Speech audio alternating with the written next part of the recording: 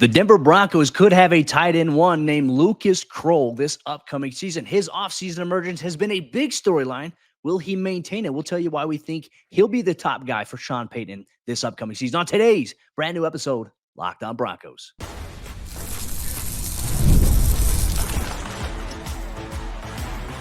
You are Locked On Broncos, your daily Denver Broncos podcast. Part of the Locked On Podcast Network, your team every day.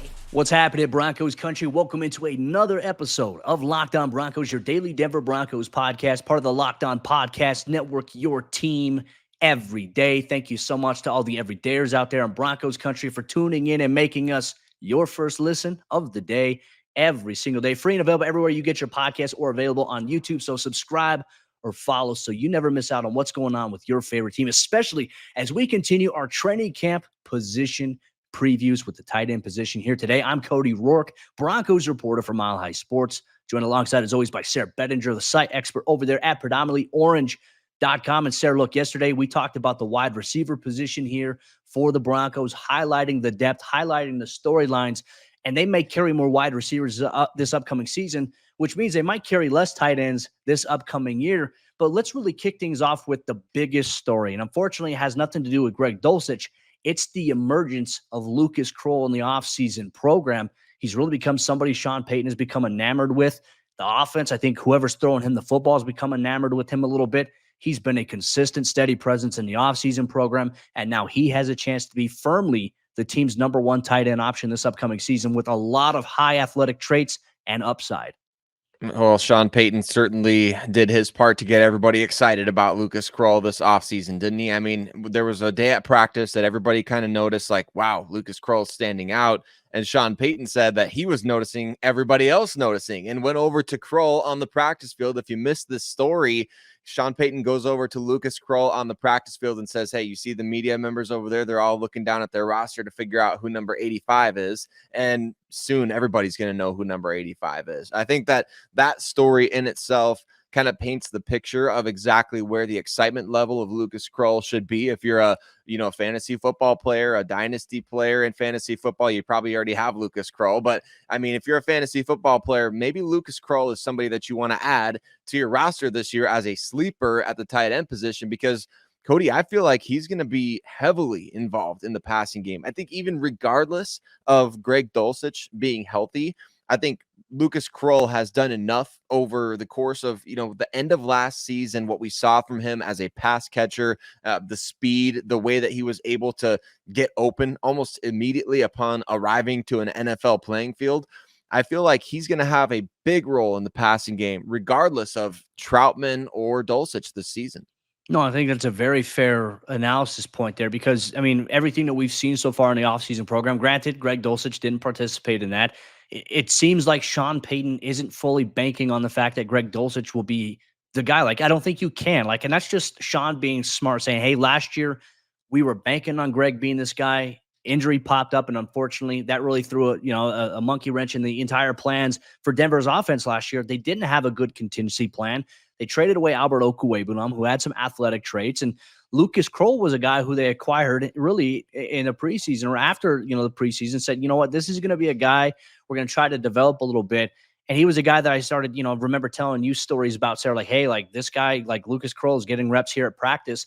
And I'll say this too, like he's come a long way since the practices I've seen him in, because Sean is such an attention to detail type of coach. And he wants certain players at certain positions. Like he wants his receivers at a certain weight. He wants players to run their routes at the landmarks necessary, right? Because it is all about timing. It's all about, okay, if you're getting at 14 yards here, you need to make sure you bend it to get to 17 at this angle here in order to open up another route coming underneath. I remember several practices last year where I saw Sean Payton absolutely tear in to Lucas Krull, like ripped him, right? Coached him hard. And I think Lucas is the type of guy that responded really well to that, because then we got to see him play in the Buffalo game. And there were times where he was open. Like he ran that post wheel route that one time. Russell Wilson didn't see him.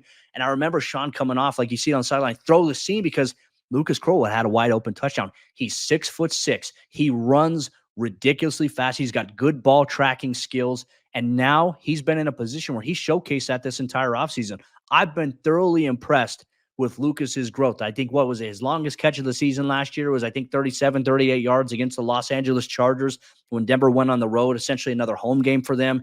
He had a big catch there. And then the New England Patriots, he had a really good catch in that regard as well, in terms of giving the Broncos some momentum to come back in that game after, they kind of fell behind by 2 scores.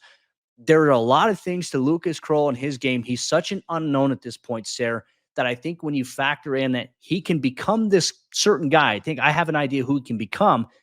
It's scary to think about because not a lot of opposing defenses right now have a game plan on Lucas Krull. They don't know yet. And, while media members who haven't been able to attend practice as much start to figure out who's 85, like those of us who know Lucas Krull know Krull easily.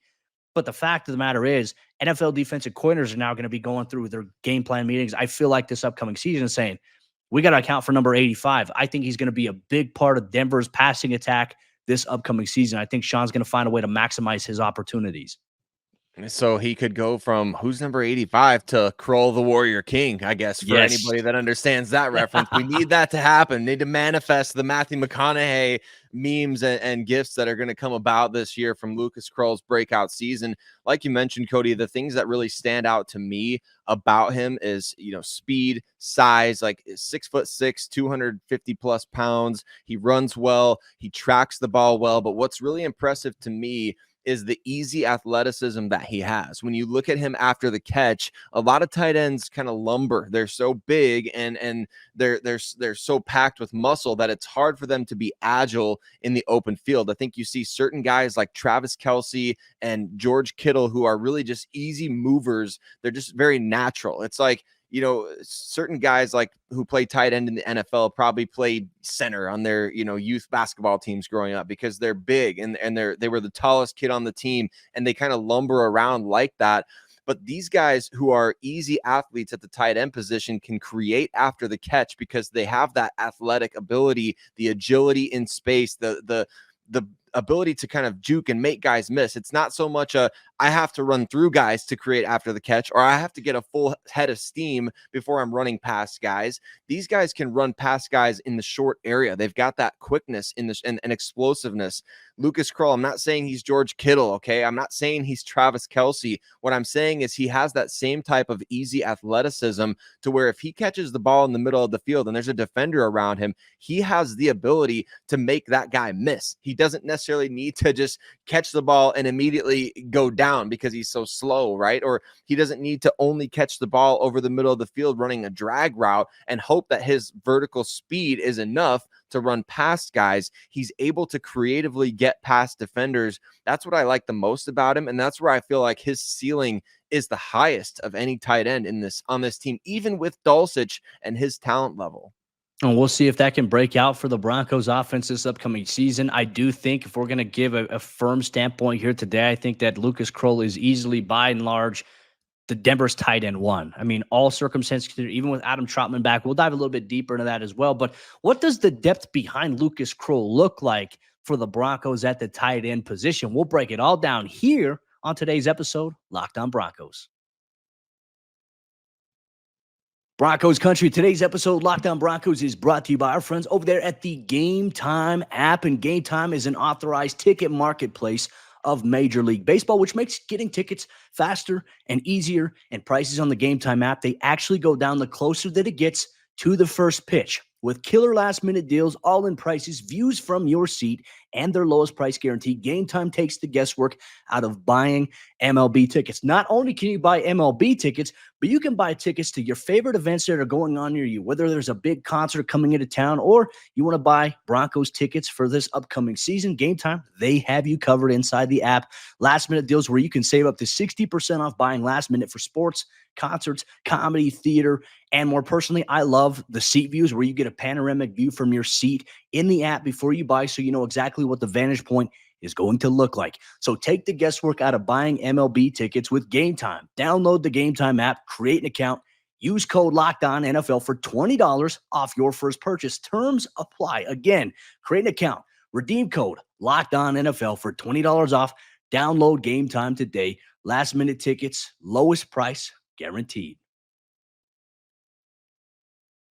What kind of depth do the Denver Broncos have at tight end? Is there much depth at all in 2024. We're going to talk about exactly that on today's episode, Locked On Broncos, as we continue to break down each position on this team ahead of Broncos training camp here in 2024. Thank you to every single one of you everyday listeners of Locked On Broncos. Thanks for making us part of your day every single day. And you know what? If you're listening on, Mondays and Thursdays or something like that, ramp that up. Make it every single day of the week, because we're going to have fresh new content for you all off season long, anywhere that you listen to podcasts, as well as you can jump over to YouTube and hit subscribe over there, watch the show, and just get us into your life however you can. We really appreciate you for doing that. And if you're already on YouTube, you might as well check out Locked On Sports Today. It's curated sports content and coverage, can't miss analysis, opinions, news, and it's streaming 24/7 for free on YouTube or the free Amazon Fire TV channels app, part of the Locked On Podcast Network, your team every day. Crazy coincidence that the Broncos have a couple of former Saints teammates on the roster in Lucas Krull and Adam Troutman. For anybody that didn't know that, and that comes up in your Broncos offseason Jeopardy, those guys were former teammates in New Orleans. Ironically, not when Sean Payton was there, which is kind of crazy to think about. But Adam Troutman, Greg Dulcich, Nate Adkins, those are the familiar faces aside from Lucas Krull at tight end. Let's start with Adam Troutman, Cody. The Broncos bringing him back. He was the tight end one last year on the depth chart, led the team at the tight end position in catches. What do you see as, I guess we talk about the depth at this position. What do you see him bringing to the table once again in 2024? I would just say the veteran presence. I think reliability. Now, look, he's not going to blow you away with elite levels of athleticism or speed necessarily, but I think he's going to be a reliable guy. I mean, the catch he had last year from Russell Wilson to kind of get both feet in, the toe drag swag, I believe, if I'm not mistaken, that was against the Browns. That was a fantastic play by him. And look, for him to take on the entire workload he did, because the Broncos didn't have a good enough plan in place at tight end, if Greg Dulcich were to miss time, which he did, he missed pretty much all of last season. Troutman really stepped up in a big way. And look, it wasn't necessarily like he wasn't going to have 4 catches for 85 yards, but maybe he was going to have 4 catches for 55 yards and a touchdown, right? I mean, we're talking about production from the standpoint of putting points on the board, which is the most important metric. But Denver simply could not rely solely on him last season. Like, that's a lot to ask. Like, usually you have to spread out your production at the tight end position. Denver was trying to figure out who that option was going to be while Lucas Krull was developing, getting more ingrained in Sean Payton's system. Adam Troutman was the guy who was really leading the way. And the one thing that Sean has always said about Adam, and he even said this about Chris Manhertz, who they moved on from, because really there's no element for Manhertz in the passing game. Denver's emphasis at tight end, from the depth that we're talking about here, seems to be like, we need to use these guys more in the passing game. There needs to be a more concerted effort from the tight end position in the passing game. I think that's where we've seen the shift there, because every time, Denver went 13 personnel last year, they'd run the ball. And like when Manhertz would come in, well, we know Manhertz isn't running a route. Let's just run the football. It made it easier for defenses to game plan against that package last season. Now you're talking about a hypothetical with Lucas Krull, Greg Dulcich, Adam Troutman. It's like, all right, now each one of these guys could potentially run a route. Like Dulcich and Krull can hurt you with their speed and athleticism, but Troutman's a guy who can use his size to sit at 5 to 6 yards, use his body to box out a smaller defender. And then, okay, hey, maybe it's 1st and 10. You throw a 6-yard pass. Okay, now it's 2nd and 4. It's manageable situations. That's smarter offense and allows, I think, the flow of play calling to go a little bit smoother. That's what you're going to get from Adam Troutman, a reliable guy. And even in the red zone, I think you're going to see a guy who's going to be a reliable option for you. And because maybe some other players at tight end or even wide receiver will command attention, Troutman is in a position where he can be a chain mover for you in certain third down situations. So I think his spot on this roster is relatively secure.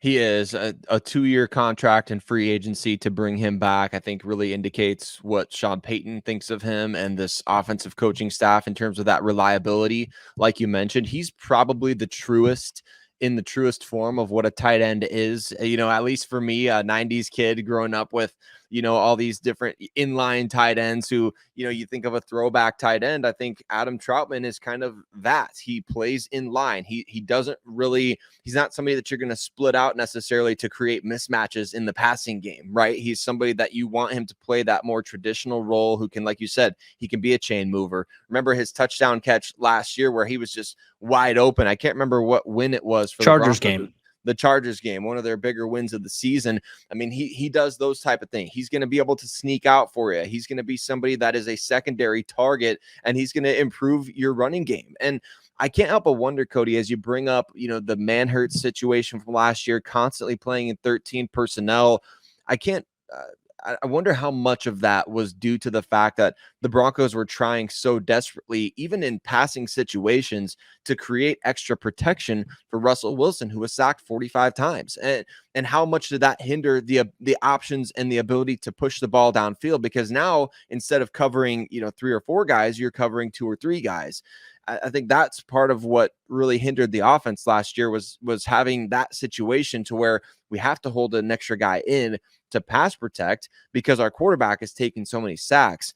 So that's going to be another added wrinkle to this offense this year is, man, can the Broncos block with just 5 guys on the offensive line, right? I mean, and a running back to pass protect in certain situations, as opposed to having these extra tight ends.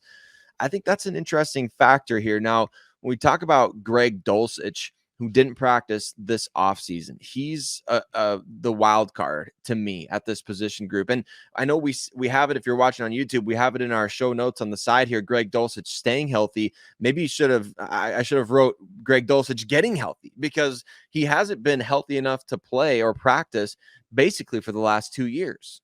Yeah, and that's the biggest key for him, is to find a way to get to a good bill of health, like a clean bill of health there, just to be on the field. Like at this point, we were disappointed because like Sean Payton did tell us, like, hey, like we expect to see him on the field before training camp. We never got to that.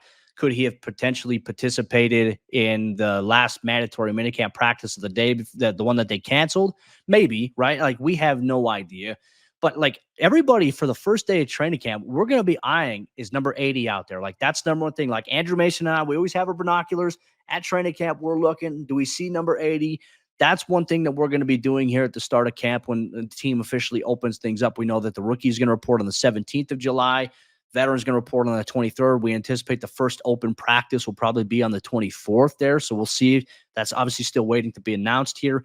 But I think for Greg Dulcich, let's just operate on the assumption here that he does stay healthy. I think because of the fact that he's had the injury history, which hasn't been his fault, it's just a frustrating element that unfortunately he has to deal with. The Broncos have to find a way to game plan for in the event it happens again. That's why they have Lucas Krull there. I think that you have Lucas Krull, Adam Troutman, Greg Dulcich. I like that as a tight end group there, but there's also 2 other guys, like an undrafted rookie free agent that doesn't count against your roster in any way, shape, or form due to the international player designation, and Thomas Yasmin. Saw him catch a couple of passes during the offseason program. And then when Adam Troutman, who had the core muscle strain, according to Sean Payton, didn't have to have surgery on it, sat out a mandatory minicamp, and the last OTA practice, you saw Nate Adkins stepping up and making plays, making catches. So it's like, even though that those situations are happening, those 2 guys really on the outside looking in, they stepped up and made plays as well. I think we have to absolutely talk about that, even though right now when we look at upside, probably Dulcich, Krull, and Troutman are the best 3 options for Denver at tight end right now, but those guys are going to fight to make a name for themselves as well.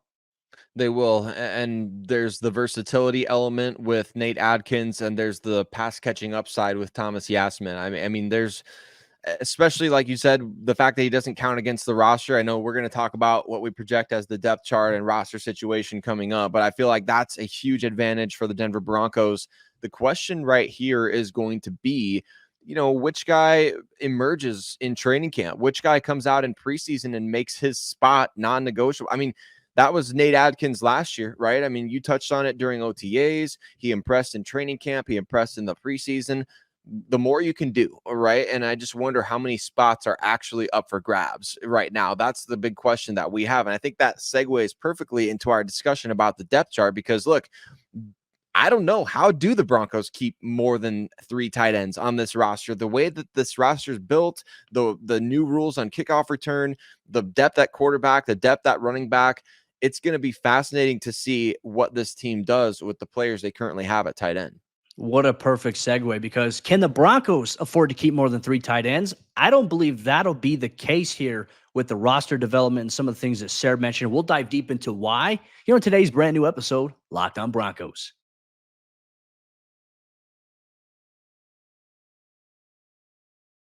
As we jump into the fourth quarter action on today's episode of Locked On Broncos, we just want to say thank you once again to everyone in Broncos Country. Thanks for tuning in, making us your first listen of the day every single day, whether you listen to us wherever you get your podcast or if you watch us on YouTube, subscribe or follow so you never miss out on fresh, objective coverage of your favorite team every single day, all year long. The tight end conversation continues here on our training camp position preview, and a lot to analyze and a lot to go over here for this team. We've analyzed the dynamics of health. We've analyzed the dynamics of Lucas Krull really emerging in the offseason.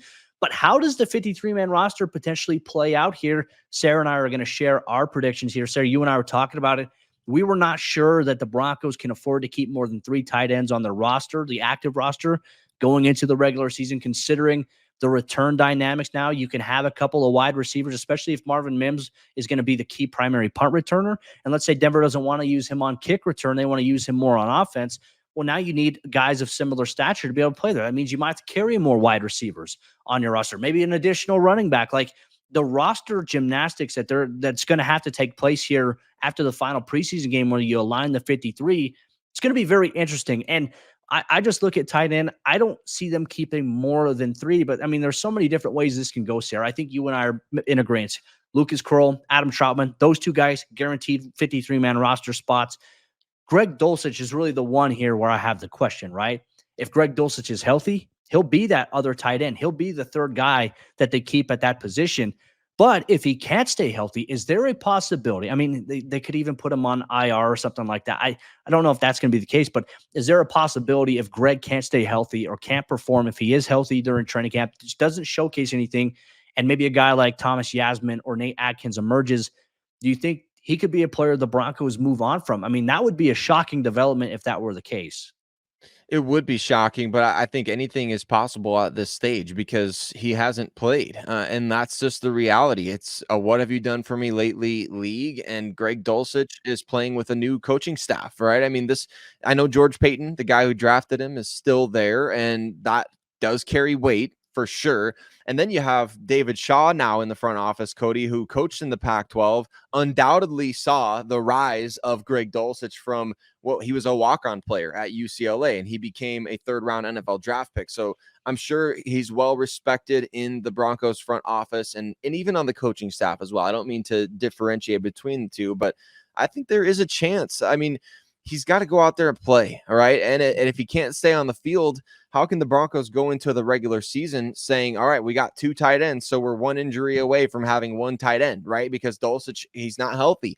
I just don't think they can bank on that and rely on that. They're going to have to carry 2 guys on the practice squad. Thankfully, it sounds like Yasmin will be somebody that they can carry for free, basically. And then maybe if you can sneak Nate Adkins onto the practice squad. I know he was on the active roster last year, but he's the type of player that I think you could sneak through. And even if they can't, I think there's other guys around the league that could get cut as well who can play similar role. I mean, I don't mean to diminish these guys, but there's players that get cut every year that are like Nate Adkins or Andrew Beck or players like that.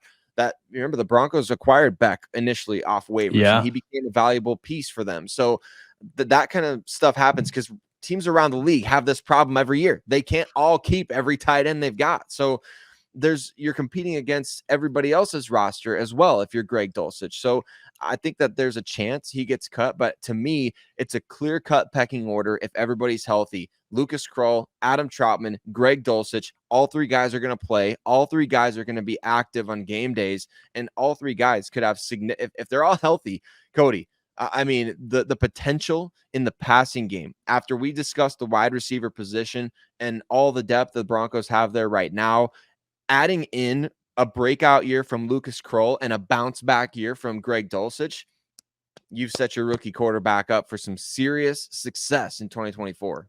And you need that as well. And look, I think a player, let's say Bo Nix, wins the starting job here for the Broncos this upcoming season.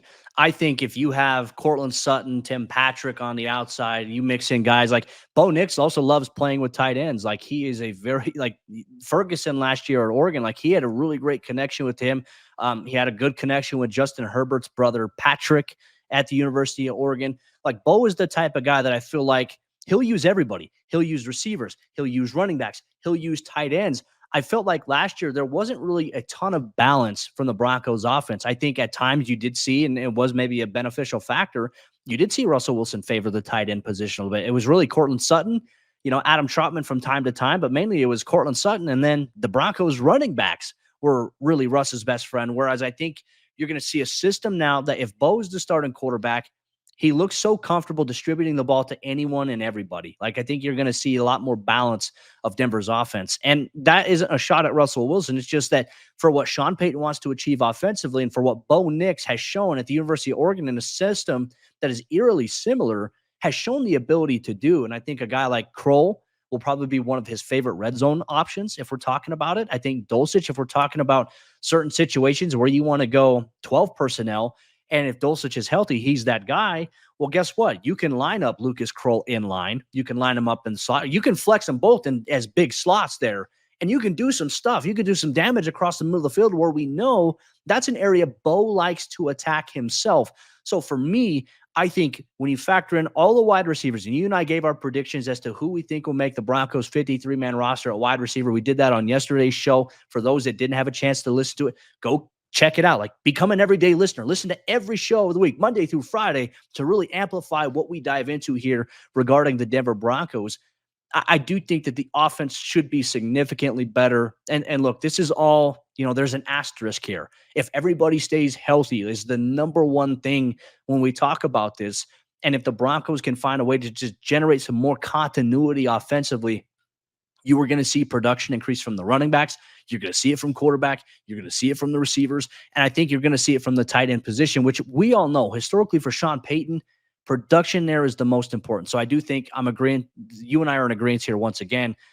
It's going to be Lucas Krull, Greg Dulcich, Adam Troutman. Those are going to be the three guys if they all stay healthy. You're going to see Nate Atkins potentially on the practice squad, or the Broncos pro scouting department's done a really good job. They'll be scouring everybody in preseason. They'll be scouting other teams, even teams that they play, maybe even some of those Packers tight ends when they have those joint training camp practices. They'll be looking at every option to maximize this roster in terms of future development and immediate impact overall. But I do think that Denver is going to be in a unique situation because of all the wide receivers I think they will carry. I think they'll be able to afford keeping just 3 tight ends, which is a little bit risky in and of itself as well.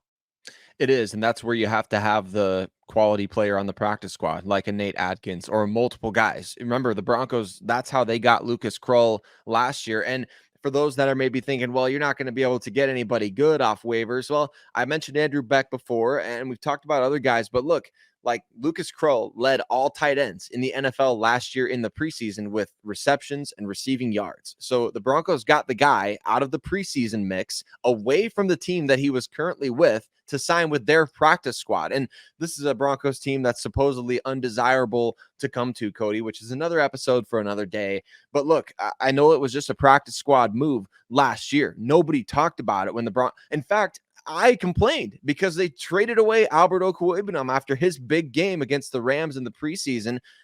The Broncos found a guy in the preseason who is now potentially their tight end one, not based on a lack of talent at the position, based on the fact that he came out and balled out when he got a chance, developed under this coaching staff, and it is a huge testament to the pro scouting department. So believe that the Broncos can do that again in 2024 with whoever they acquire for this roster. But I'm with you, Cody. 3 tight ends on the active, a couple on the practice squad. Give yourself that needed depth, and I think we may see somebody come in from the outside when all is said and done. We'll have our eyes on it all throughout the NFL training camp period and the NFL preseason. There will be 3 overall games. Denver will play first on the preseason at Indianapolis, and then 2 straight home games, one against the Green Bay Packers in an evening game, and then the Arizona Cardinals for an afternoon game. It's a little bit dicey here as we get closer to the start of the regular season, where the Broncos will open up on the road against the Seattle Seahawks. We'll have you covered here every step of the way here through our training camp position previews, some of the biggest questions leading to this team leading up to the start of training camp, and then complete training camp recap and coverage every single day that there's a practice. You're going to get that here on Locked On Broncos. It's going to be a jam-packed couple of months here, and it's going to lead us all the way through February. It's going to be awesome. Broncos Country, excited to have you along here for the ride. We'll see you tomorrow for a brand new episode of the show where we're going to dive into the interior offensive line here. If the Broncos offense hopes to sustain and have success, it's all going to start on the interior of that offensive line in 2024. We'll break down each player at that position and some of the intriguing position battles on tomorrow's episode of the show.